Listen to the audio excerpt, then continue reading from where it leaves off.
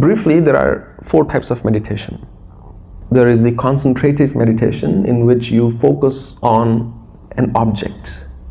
Could be your breath, could be a thought, could be a visualization, could be a form, could be nothing. Then there is contemplative meditation.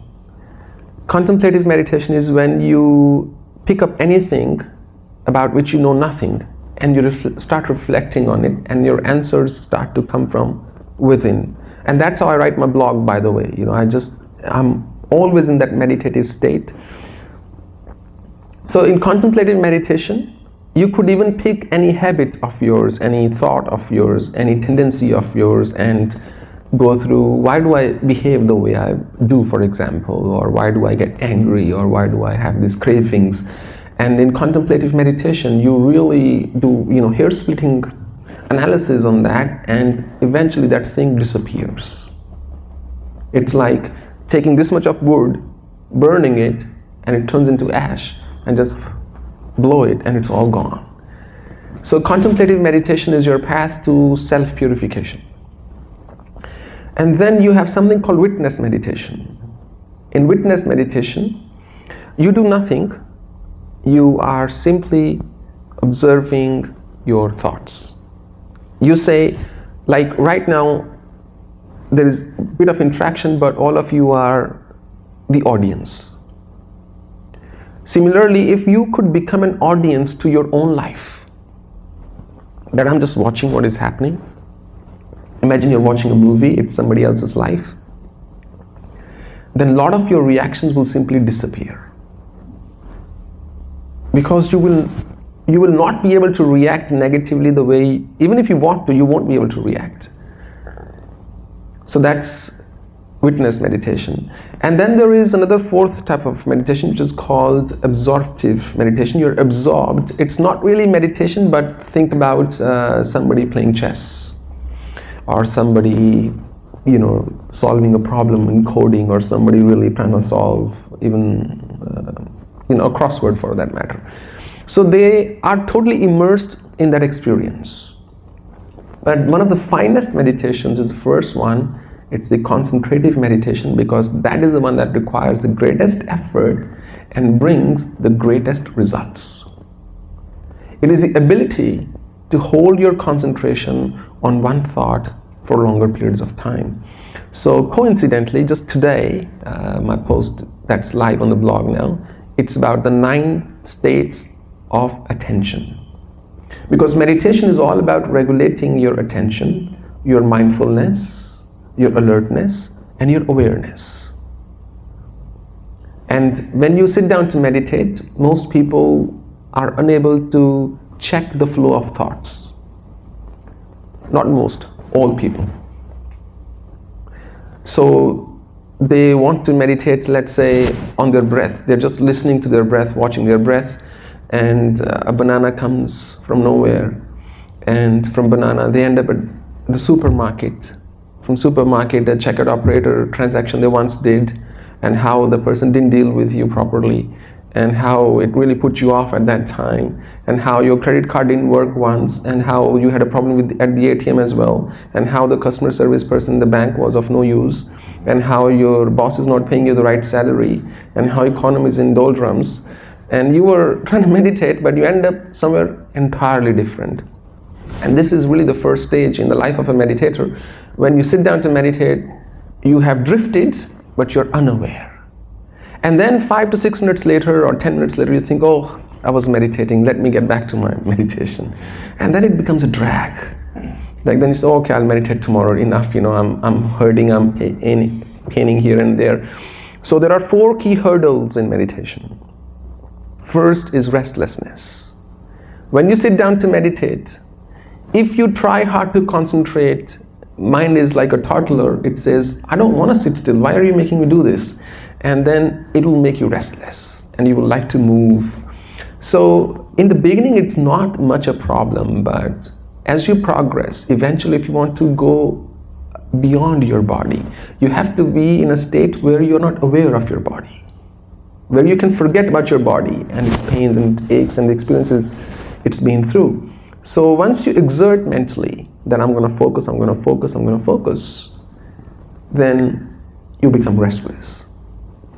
If you relax at that time, like go get up, freshen up, and come back and sit for meditation more, then you go through the next stage, which is called dullness or laxity or laziness or stupor. You're sitting there and you are sitting, you think you're meditating, but your mind's actually, you don't even know what you're thinking. It's not blank, it's thinking, but you're unaware. And if I were to tell you, any object, let's say, this microphone here, think about it and close your eyes and visualize it. Most people cannot hold this visualization internally for any more than 3 to 4 seconds. Average human being goes through 60,000 thoughts in one day. That's 21,600 breaths. Most people breathe 21,600 times, each breath an average of 3 thoughts. That's a lot of thoughts. So once you cross that, then you get to the next level where you have thoughts coming. You are alert, you're not lazy, you're aware, but thoughts are like firing at you from all directions. And as you try to overcome that, you say, I'm really going to focus. Your last hurdle comes, and that is images. Now, as soon as a banana came this time, you said, I'm not going to focus on this. Let's say you're focusing on this camera, you start looking at it, a banana comes, has gone. But now an apple will come, an orange will come, flowers, a bouquet will come, a room will come. Just randomly, images will keep hitting your mind. So you cannot, and I actually have to tell this before I say what I'm going to say next. The greatest mistake you can make in meditation is to keep doing it incorrectly. Because if you get used to meditating wrongly, it can take you months and years to correct those flaws. People think I'm going to sit and suddenly I'll be able to meditate. I'm going to sit and pray and I'll only think about God. It doesn't happen that way, because mind doesn't know that this is that important to you. It doesn't work that way. Think of a musician, think of a dancer, think of a painter, an artist, or even a scientist. How many hours they put into their craft before they perfect it, before they, get something out of it. How many years you gave in the uni, in the school. So same goes for meditation as well. If you are serious about meditation, and I'm going to write about it in my next post, how long can you expect, how great an effort is required, but I'll answer you briefly. You're looking at 1,000 hours of meditation at every stage that I've said today in my blog, and there are 9 states. After you have devoted about 5,000 hours to meditation, you will get somewhere. And I'm not saying sit down like this and become a dead person and go to sleep. No, then you can give even 50,000 hours, nothing will happen. I'm saying you give quality time to meditation. And how to do it? When you sit down and meditate, don't do for half an hour. You can't do it for half an hour in the beginning. Nobody in this room that I see right now can sit for more than 35 minutes. Few people in this room meditate for 45 minutes, but they start to feel pains and aches at 35-minute stretch. And majority, and you can go home and try it, majority in this room, and practically, a meditator develops this great energy. You can look at the energy and say, this person can sit for 25 minutes. Unmoving, and then they feel pain in their back. Some feel pain in their thighs, some feel in their knees. So it's much better to only sit for 5 minutes and say, next 5 minutes I'm going to have sharp alertness. I'm only going to focus on my object of meditation, and I'm not going to let thoughts hinder. So, and as soon as a thought bothers you, as soon as a thought comes which is not your meditational thought, don't react, don't accept, don't do anything to that thought. Don't pursue, don't analyze. Simply go back to your object of meditation. 5 minutes later, get up, take a walk, take a deep breath, or open your eyes, or just blink and just refresh and think of a joyous thing, and then resume your session. So there is one thing that will happen when you do correct meditation. Your thoughts, your stray thoughts, unwanted thoughts become feeble. They will come to your mind, but they won't be able to attack you.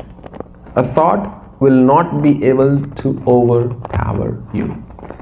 Because when a thought overpowers you, it will either become a desire or an emotion. If you hold on to a thought, it will either become a desire or an emotion. So if you're able to let go of your thoughts, there is no second thought coming. And then you're able to stay in that state of thoughtlessness, first, initially only for a few seconds, and then for a few minutes, and then for tens of minutes, and then for hours, and then for as long as you want. I remember when I first started experiencing thoughtlessness for like more than 30 seconds, it was almost 9 years ago. I remember feeling very strange, very peculiar, very, in fact, restless. Because it's such an unusual feeling to sit still, be perfectly aware of what's happening around you and not have thoughts. And then when I persisted with my meditation, and when I went to the woods, I really did 7-hour stretches, 7 hour just to, so out of 24 hours, I was meditating for more than 21 hours. That's very intense meditation, and without me aiming for any of the other things, many yogic feats came on their own, which includes shutting down of the heartbeat, changing your blood pressure, changing your body temperature, and many other things that I don't even need to mention here. They all just came on their own. So when you meditate correctly, one of the first signs how to know you're meditating correctly, it's your thoughts will not be able to overpower you for most of the time. And your existing emotions of your current tendencies of, for example, getting angry or getting mad at somebody, they will almost disappear. And you will be surprised. You will look at the same person and that person's shouting at you, but you are not getting angry. Nothing has changed. Your mind, your energy is now channelized. So that's, if you are meditating for, let's say, if you've been meditating for 6 months, and you're still as angry as you were earlier, you still have problems with sleeping, you still have problems feeling happy or feeling grateful or feeling compassionate, then you should know you're not meditating, you're simply sitting down and dozing off. A lot of people say, oh, I felt so relaxed after the meditation. Well, I can tell you that wasn't meditation. That means you don't feel relaxed, you feel exhausted in concentrated meditation. In witness meditation, when you're simply an observer of your thoughts, there, yes, you may feel relaxed. But even in that case, most beginners are unable to do that meditation because the thought comes and they start to go after the thought. They're not an observer, they become a chaser. So if you observe a thought, then you ask yourself 3 questions. A, where has this thought emerged from? Where has it come from? B, where is it right now? And C, where has it gone? Then you will see that they are empty. We don't know which part of the body, where from the brain has this reality emerged that can make me cry, that can make me laugh. A thought has no reality in its own right. It's devoid of any essence. And once you understand this and you imbibe this, then a thought will never bother you. A thought cannot bother you. It's simple as that.